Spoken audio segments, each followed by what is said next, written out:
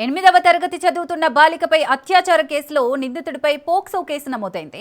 శ్రీ సత్యసాయి జిల్లా ఎస్పీ కుంట మండలం యాదవాండ్లపల్లి గ్రామానికి చెందిన బాలిక మండల కేంద్రంలోని కస్తూర్బా గాంధీ బాలికల పాఠశాలలో 8వ తరగతి చదువుతోంది. గత ఏడాది దసరా సెలవులలో స్వగ్రామానికి వెళ్లిన బాలికను సొంత బావ మహేంద్ర వంట చేసేందుకు ఇంటికి పిలిపించుకొని లైంగిక దాడి చేశాడు.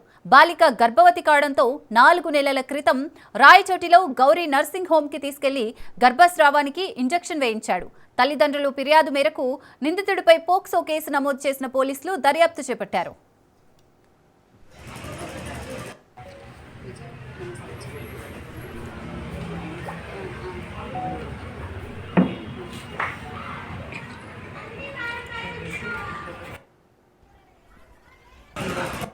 తన కూతురు కస్తూర్బా గాంధీ పాఠశాల ఎంపీకుంటలో 8వ తరగతి చదువుతోందని, అయితే 27వ తేదీన ఈ నెల అంటే జనవరి 27వ తేదీన ఆమె 4 నెలల గర్భవతిని తేలిందని, దీనిపై విచారించాల్సిందిగా ఒక ఫిర్యాదు చేయడం జరిగింది.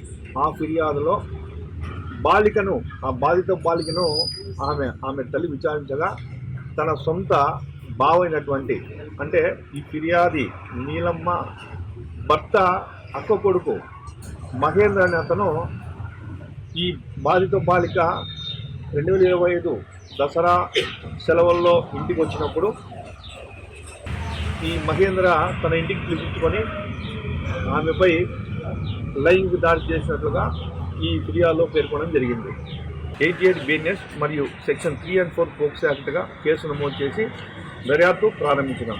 తన కూతురు కస్తూర్బా గాంధీ పాఠశాల ఎంపీకుంటలో 8వ తరగతి చదువుతోందని,